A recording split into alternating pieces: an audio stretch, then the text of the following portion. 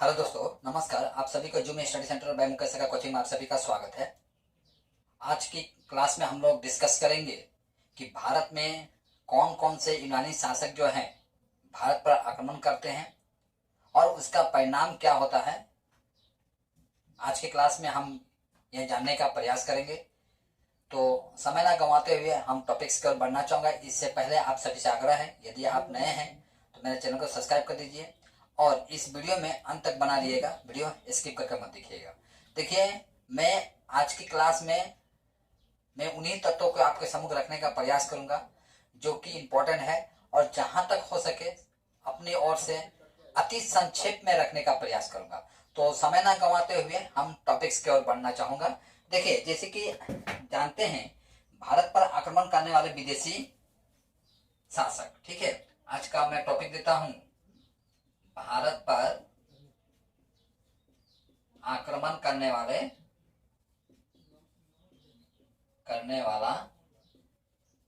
विदेशी ना देकर मैं यूनानी देता हूं, यूनानी शासक, ठीक है।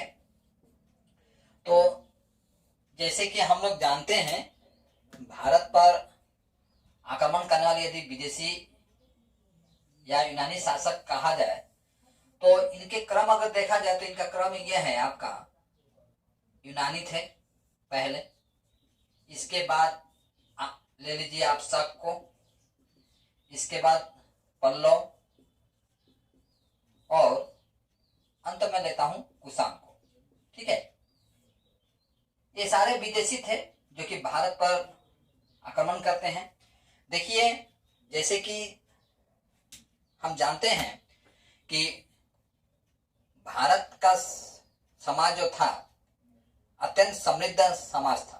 किसके समय में? आपका मौर्य डायनेस्टी यानी चंद्रगुप्त मौर्य के समय। चंद्रगुप्त मौर्य के समय भारत जो था अखंड भारत के नाम से जाना जाता था। यानी भारत की जो सीमा जो थी वर्तमान का पाकिस्तान, अफगानिस्तान, इवन ईरान तक था और इधर पूर्व में देख लिया जाए तो बर्मा तक था। मौर्य डायनेस्टी जो है, मौर्य डायनेस्टी में कई प्रसिद्ध शासक हुए हैं, जिसमें से एक थे आपका सम्राट अशोक। लेकिन सम्राट अशोक के देहांत के पश्चात यह देखा गया कि मौर्य साम्राज्य में कहीं ना कहीं एकीकृत का अभाव देखा गया, यानी एकता का अभाव देखा गया। और यह भी देखा गया कि जो छोटे छोटे जो प्रांत के जो राजा हैं वो अपने अपने प्रांतों को लेकर ही बिजी रहते थे, यानी अपने निजी स्वार्थ को पूरा करने के लिए आपस में झगड़ रहे थे। तो ऐसा देखा गया कि कहीं न कहीं भारत में एकता का अभाव देखा गया, यानी राजा जो थे, जो छोटे छोटे प्रांत के जो राजा थे आपस में मिलजुल कर नहीं रहते थे। इसका फायदा उठाना विदेशियों के लिए अत्यंत स्वाभाविक बात था। तो जैसे कि आप देखते हैं भारत अखंड भारत ना होकर कई भागों में विभक्त था, तभी सिकंदर ने भारत पर आक्रमण करने का योजना बनाया था।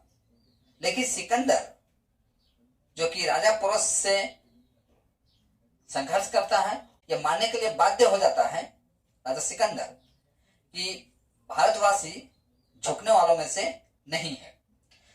सिकंदर परास्त हो जाता है राजा पुरुष के हाथों। तब उसकी अधूरी आकांक्षाओं को पूरा करने के लिए आपका सेल्यूकस आता है। सेल्यूकस जो कि आपका सिकंदर का सेनापति था, सेल्यूकस को भी परास्त किया जाता है चंद्रगुप्त मौर्य के द्वारा। सेल्यूकस के परास्त करने के पश्चात चंद्रगुप्त मौर्य खुद उसका कुछ प्रांतों को उसे दे देते हैं, जैसे कि अफगानिस्तान के इलाका, ठीक है। तो सेल्यूकस जो है, सेल्यूकस का भी प्रभाव देखा जाए आपका मध्य एशिया में और अफगानिस्तान में अभी तक दबदबा था उसका। सेल्यूकस का उत्तराधिकारी जो है वो भी आता है अपने अधूरे इच्छाओं को पूरा करने के लिए, यानी अपने पिता का अधूरे जो इच्छा थी उसे पूरा करने के लिए वो भी भारत पर आक्रमण करना चाहता है। और भारत पर आक्रमण करने का मूल कारण यह था कि भारत जो था तब के समय में एक समृद्ध देश था, यानी भारत में किसी भी प्रकार का अभाव नहीं था। तब के समय भारत को सोने का चिड़िया कहा जाता था। यही कारण था कि अनेक विदेशी शासक जो हैं भारत पर आक्रमण करते हैं अपनी इच्छाओं को पूरा करने के लिए, यूं कह लीजिए अपने देश की अर्थव्यवस्था को सुधारने के लिए भारत के सर जमीन पर कूटदृष्टि डालते हैं और यहाँ से हीरे जवाहरात जो है लूट के लेके जाते हैं और अपने देश की अर्थव्यवस्था को अच्छा करते हैं। तो देखते हैं हम यहाँ पर कि साम्राज्य में देखा जाए आपका तो भारत पर आक्रमण करने वाले विदेशी जो शासक थे जिसमें थे आपका यूनानी, शक, पल्लव और कुषाण जो थे, एक क्रमबद्ध तरीके से कभी कभी परीक्षा में यहाँ से भी प्रश्न पूछ दिया जाता है। जैसे कि हम लोग जानते हैं कि सेल्यूकस का जो प्रभाव जो है आपका पश्चिम एशिया में पकड़ बनाए हुए रखा था। यानी सेल्यूकस जो है, सेल्यूकस आपका पश्चिम एशिया प्रांतों में उसकी पकड़ थी। तो सेल्यूकस का जो उत्तराधिकारी थे एंटीओकस थे। ठीक है, तो हम यहाँ थोड़ा जानने का प्रयास करेंगे। देखिए स्टेप बाय स्टेप पे, जैसे कि मान लीजिए सिकंदर का सेनापति कौन था आपका? सेल्यूकस। ठीक है, और सेल्यूकस का उत्तराधिकारी थे एंटीओकस। ठीक है, उत्तराधिकारी दैट मीन्स पुत्र। ठीक है, माने सेल्यूकस के बाद एंटीओकस जो है साम्राज्य का भार को संभालते हैं। तो देखिए भारत पर आक्रमण करने वाले यदि हम वंश का नाम लें तो हम दो वंशों को हम मूल रूप से लेते हैं। ठीक है, पहला वंश हम लेंगे आपका डेमेट्रियस वंश। ठीक है,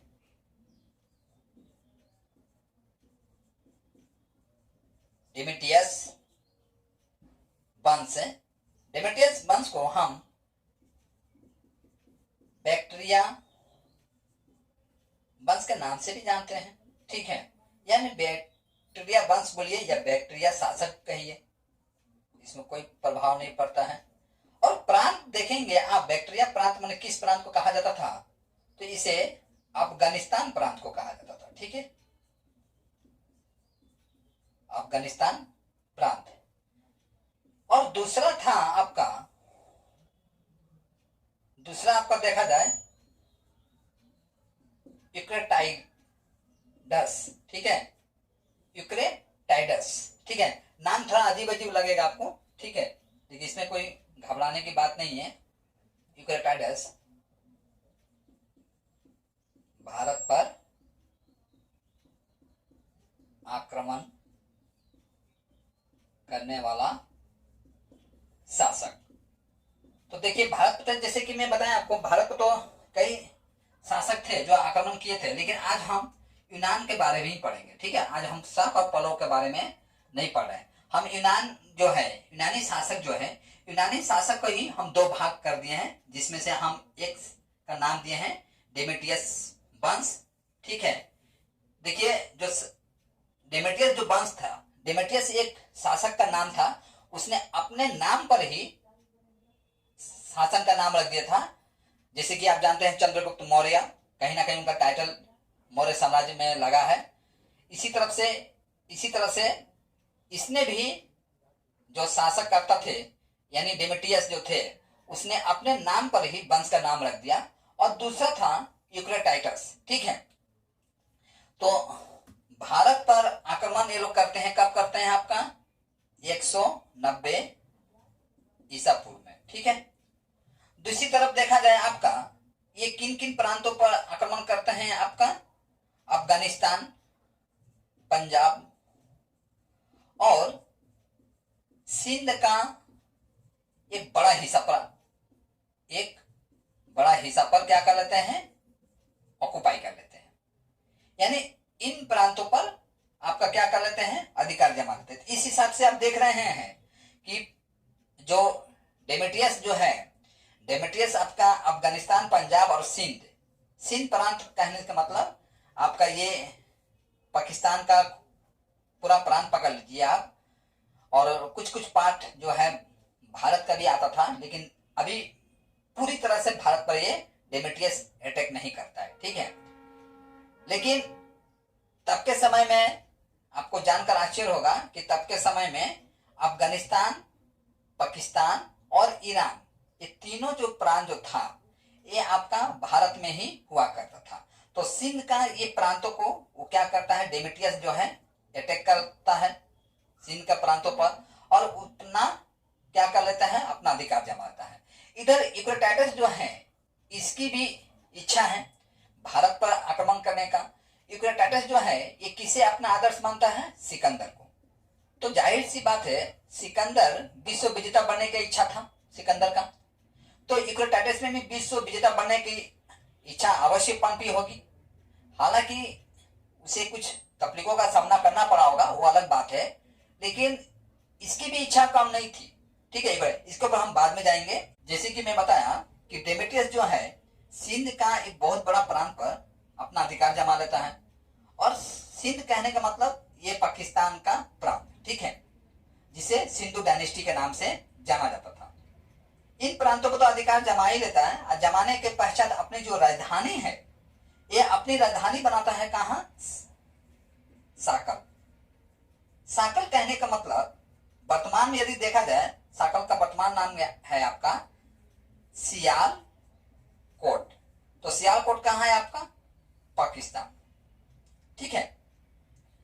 और इनके पश्चात भारत पर आक्रमण कौन करता है, आपका डेमेट्रियस, ठीक है, सॉरी मिनांडर। इसके पश्चात भारत पर आक्रमण करता है मिनांडर। अब मिनांडर कौन था, देखिए यहां से भी परीक्षा में पूछा जाएगा कि मिनांडर कौन था। तो मिनांडर जो था आपका ये भी यूनानी शासक था, मिनांडर भी, ठीक है। मिनांडर जो था यूनानी शासक था। इसकी कुछ दृष्टि भारत पर पड़ती है, यानी भारत के प्रांतों पर पड़ती है, और भारत के प्रांतों पर अपना अधिकार जमाना चाहता है। तो उस समय जो शासक हुआ करते थे कौन थे, आपका पुष्यमित्र सुंग, ठीक है। कौन थे शासक भारत का, पुष्यमित्र सुंग, ठीक है। देखिए आप सुंग है यहाँ पर और यहाँ पर शक है, ये दोनों में अंतर है, लेकिन थोड़ा समझने का प्रयास कीजिएगा। पुष्यमित्र सुंग जो है ये किसकी हत्या कर देते हैं, आपका बृहदत्त, ठीक है। बृहदत्त की हत्या करके ये क्या करते हैं, सुंग वंश की स्थापना करते हैं। और इसी बीच जो मिनांडर जो है भारत के सरजमी पर आक्रमण करता है। माने कुल मिलाकर देखा जाए तो मिनांडर जो है भारत को लाइटली लेता है, लेकिन उसे पता नहीं था कि भारत के जो शासक जो हैं सर कटा सकते हैं लेकिन सर झुका नहीं सकते हैं। हालांकि कुछ कुछ ऐसे शासक भी हुए हैं जो कि निजी स्वार्थ के लिए शासन करते थे, जैसे कि धनानंद को ले लीजिए। देखिए ऐसे समय पर मिनांडर जो है आपका क्या करता है, भारत पर आक्रमण करता है। लेकिन भारत पर आक्रमण करने के दौरान इसकी जो योजना है, योजना सफल नहीं हो पाती है। कारण यह है कि पुष्यमित्र सुंग जो है मिनांडर को क्या कर देते हैं, परास्त, ठीक है। अब मिनांडर परास्त हो जाता है, लेकिन मिनांडर की जो हौसला जो है उसमें कुछ भी कमी नहीं आती है।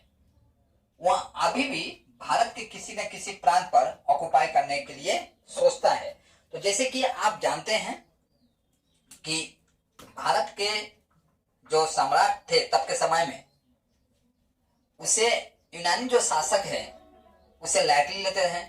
जैसे कि सिकंदर को पकड़ लीजिए, सिकंदर विश्व विजेता बनने की जो आकांक्षा उसके मन में पनप रही थी, उन्हीं आकांक्षाओं को लेकर भारत पर आक्रमण करता है। सिकंदर भी तो यूनानी था, परीक्षा में पूछा जा सकता है आपको, ठीक है। तो सिकंदर भी यूनानी था, वह भी भारत पर आक्रमण करता है, लेकिन उसका सामना किससे होता है, पुरुषोत्तम, यानी इतिहास में उसे पुरुष के नाम से जाना जाता है। तो उसकी इच्छाओं को पूरा करने के लिए कई सम्राट जो कि यूनान से थे वो आते हैं भारत पर, लेकिन उसे एक एक शूरवीरों का सामना करना पड़ता है। यानी भारत के शूरवीरों से जब मुठभेड़ होती है तो ये मानने के लिए बाध्य हो जाते हैं कि उनकी जो आकांक्षा है, यानी जो इच्छा है, इतना आसानी से सफल नहीं हो सकता है, उसके लिए अत्यंत मेहनत करना पड़ेगा। ठीक है, देखिए मिनांडर जो है, जो कि यूनानी शासक था, उसने भारत पर आक्रमण करता है, जैसे कि मैं आपको बताया यहाँ पर। लेकिन उसकी जो इच्छा थी भारत के प्रांतों को अपने अधिकार में लेने का, इसकी इच्छा जो है अधूरी रह जाती है, क्योंकि वह ऐसा नहीं सोचा था कि भारत के सरजमीन पर एक एक ऐसे शूरवीर होंगे कि जो उसके इरादों में मुसीबतें खड़े करेंगे। यानी जब भारत पर आक्रमण करता है, पुष्यमित्र शुंग के हाथों से परास्त होने के पश्चात उसे ये समझ में आ जाता है कि भारत के सरजमीन पर आक्रमण करना और उसे जीत लेना इतना सहज नहीं है जितना कि वो अपने देश में बैठकर सोच रहा था। तो यह देखा गया कि मिनांडर जो है आपका, मिनांडर भारत में आने के पश्चात एक ऐसे धर्म गुरु के संपर्क में आता है जिसे बौद्ध भिक्षु के नाम से जाने जाते थे तब के समय में। बौद्ध भिक्षु कह लीजिए या बौद्ध धर्म गुरु कह लीजिए, जिनका नाम था नागसेन। ठीक है, नागसेन यानी इतिहास में आपको कभी कभी आपको देख लीजिए, नागसेन जो है, नागसेन को इतिहास में नागार्जुन के नाम से भी जाना जाता है, याद रखिएगा। कभी कभी यहाँ पूछा जा सकता है कि नागार्जुन का अन्य नाम क्या था, तो नागसेन है। नागसेन जो है, नागसेन मिलांडर को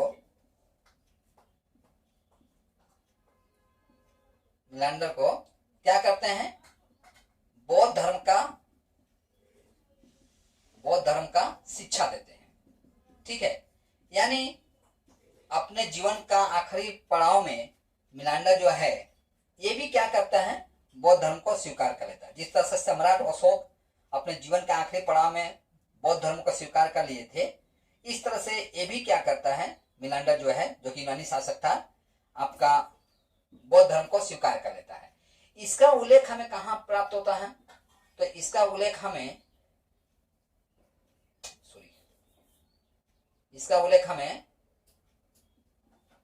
मिलिंद पनहो एक बुक है, इस बुक में हमें ये प्राप्त होता है कि मिलांडर जो है अपने जीवन के आखिरी पड़ाव में नागसेन से यानी नागार्जुन से बौद्ध धर्म की शिक्षा लेते हैं। और नागसेन जो थे क्या थे, बौद्ध धर्म गुरु थे। ठीक है, बौद्ध धर्म गुरु थे। देखिए थोड़ा बहुत ये भी जान लेते हैं कि मिलांडर का जो पत्नी कौन था। ठीक है, हालांकि पत्नी से संबंधित प्रश्न आपका परीक्षा में नहीं पूछेगा, लेकिन जस्ट मैं यहाँ बता देता हूँ आपका। इसका पत्नी का नाम था अगा थोकिलिया, इसका पत्नी था अगा थोकिलिया। ठीक है, ये इसकी कौन थी, पत्नी थी। देखिए भारत में प्रथम सोने का सिक्का का प्रचलन जो देखा गया तो यूनानी शासनकाल में था। ठीक है, तो यहाँ से भी प्रश्न बनता है, भारत में फर्स्ट सोने का सिक्का का प्रचलन जो देखा गया किसके शासन में था, आपका यूनानी शासन के समय। ठीक है, तो यहां से एक प्रश्न बन जाता है। और देखिए सोने के सिक्के जो चले थे तब के यूनानियों के शासनकाल में, उस पर कुछ चिन्ह ऐसे उल्लेखित थे जिन चिन्हों को देखकर यह अनुमान लगाया जा सकता था कि ये सिक्के जो हैं अमुक साम्राज्य से संबंध रखती है या अमुक साम्राज्य में ये सिक्के प्रचलित थे। यानी चिन्ह संबंधित यदि सोने के सिक्के प्राप्त हुए हैं हमें, तो यूनानी शासकों के समय हुए हैं। और ये जो सोने के जो सिक्के जो प्राप्त होते थे, इनकी बनाने की जो विधियां जो थी, ये क्या थी, टपा। देखिए दूसरी तरफ हम ये भी जानने का प्रयास करेंगे कि जो हिंद यूनानी शासक थे, भारत के पश्चिम प्रांत में यूनानी कला संस्कृति का प्रचलन किया था, तो उसे किस नाम से जानते हैं। कभी कभी यहाँ से भी परीक्षा में पूछा जा सकता है। देखिए तो ये लिख भी देते हैं हम, इसे हम जानते थे हेलिनिस्टिक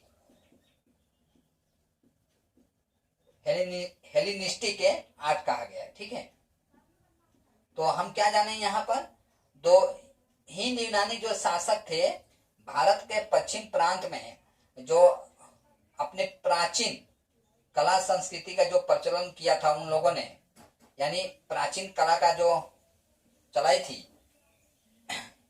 तो हम देखिए यहाँ पर हम ये जाने कि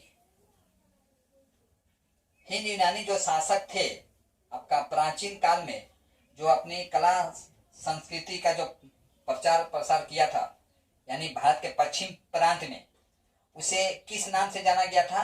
हेलेनिस्टिक आर्ट कहा गया था। ठीक है, इस हिसाब से मैं आज आपको यूनानी शासकों से संबंधित संक्षेप में उन्हीं तत्वों को आपके सम्मुख रखने का प्रयास किया हूं, जो कि आपका एग्जाम के नजर से इंपॉर्टेंट था। देखिए आज की जो मेरा क्लास जो था, यानी यूनानियों के द्वारा भारत पर आक्रमण, इन टॉपिक्स में मैं उन्हीं तत्वों को आपके सम्मुख रखने का प्रयास किया हूँ, जो कि आपकी एग्जाम के नजर से इंपॉर्टेंट है।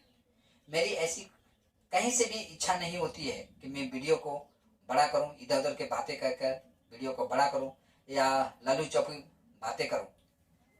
तो मैं उन्हीं तत्वों को आपके सम्मुख रखने का प्रयास किया हूं, जो कि आपका एग्जाम के नजर से इंपॉर्टेंट है। और मैं आज की क्लास जो है यही समाप्त करता हूं, और समाप्त करने से पहले आप सभी से पुनः आग्रह करता हूं, यदि आप नए हैं तो मेरे चैनल को सब्सक्राइब कर दीजिए और लाइक कमेंट अवश्य कीजिएगा, क्योंकि देखिए लाइक कमेंट और शेयर से मेरे अंदर एक पॉजिटिव एनर्जी मिलती है। जो इस तरह का वीडियो जो है संक्षेप में, अति संक्षेप कह सकते हैं आप, अति संक्षेप में रखने का प्रयास करता हूं आपके सम्मुख, जो कि आपके लिए काफी फायदेमंद हो। बाकी आपकी इच्छा, यदि आपको अच्छी लगती है तो आप अवश्य कमेंट करेंगे, शेयर करेंगे, लाइक करेंगे। और यदि आपकी इच्छा नहीं होती है तो मैं जितना भी बोल लूँ आप नहीं करने वाले हैं, ये तो मैं जानता हूँ, लेकिन बोलना मेरा धर्म है, इसलिए मैं कहता हूँ, और आगे आपकी इच्छा। तो मैं जाने से पहले आपसे आग्रह करना चाहूँगा कि आप इसका एक स्क्रीनशॉट ले लीजिए, जो कि आपको नोट बनाने में काफ़ी फायदेमंद होगा। तो आज क्लास में यही समाप्त करता हूँ।